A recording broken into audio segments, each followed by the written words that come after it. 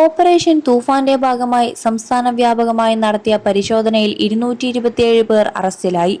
209 കേസുകൾ രജിസ്റ്റർ ചെയ്തു. രജിസ്റ്റർ ചെയ്ത കേസുകളിൽ മീഡിയം ക്വാണ്ടിറ്റി കൈവശം വെച്ചതിന് 8 കേസുകളും കൊമേഴ്ഷ്യൽ ക്വാണ്ടിറ്റി കൈവശം വെച്ചതിന് 2 കേസുകളും കൂടാതെ കോപ്റ്റ പ്രകാരം 66 കേസുകളും രജിസ്റ്റർ ചെയ്തിട്ടുണ്ട്.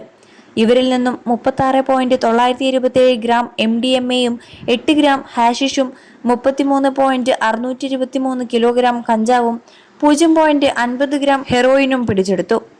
ഓപ്പറേഷൻ തൂഫാന്റെ ഭാഗമായി ഇതുവരെ 5134 കേസുകളാണ് രജിസ്റ്റർ ചെയ്തത്. ആകെ 5504 അറസ്റ്റുകൾ നടന്നു.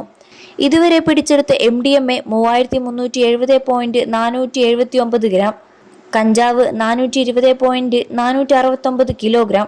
ഓപ്പറേഷൻ തൂഫാന്റെ ഭാഗമായി ഇന്നലെ മാത്രം സംസ്ഥാനത്തുടനീളം കേരള പോലീസ് 86 ബോധവൽക്കരണ ക്ലാസുകളും 5 കൗൺസിലിംഗുകളും നടത്തി. ഇതുവരെ നടത്തിയ ആകെ ബോധവൽക്കരണ ക്ലാസുകളുടെ എണ്ണം 5558-ഉം കൗൺസിലിംഗുകളുടെ എണ്ണം 262-ഉമാണ്. സ്കൂൾ, കോളേജ്, പ്രൊട്ടക്ഷൻ ഗ്രൂപ്പുകളുടെ നേതൃത്വത്തിൽ ആകെ 4897 ബോധവൽക്കരണ പരിപാടികളും നടത്തി. ലഹരി വിപണനത്തെക്കുറിച്ചുള്ള വിവരങ്ങൾ പൊതുജനങ്ങൾക്ക് നേരിട്ടും വാട്സാപ്പ് മുഖേനയും പോലീസിനെ അറിയിക്കാം.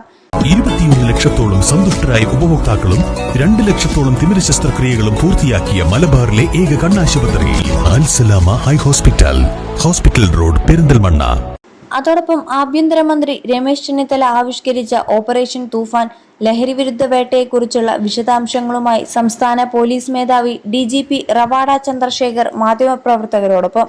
മയക്കുമരുന്ന് മാഫിയയുടെ അന്താരാഷ്ട്ര കണ്ണികളെക്കുറിച്ച് കൃത്യമായ വിവരം കിട്ടിയെന്ന് DGP വ്യക്തമാക്കി.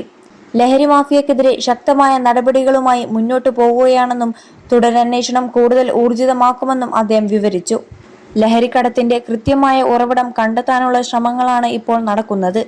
ഇതിനായി മറ്റ് സംസ്ഥാനങ്ങളുടെ ഏകോപനത്തോടെയുള്ള അന്വേഷണം തുടരുകയാണ്.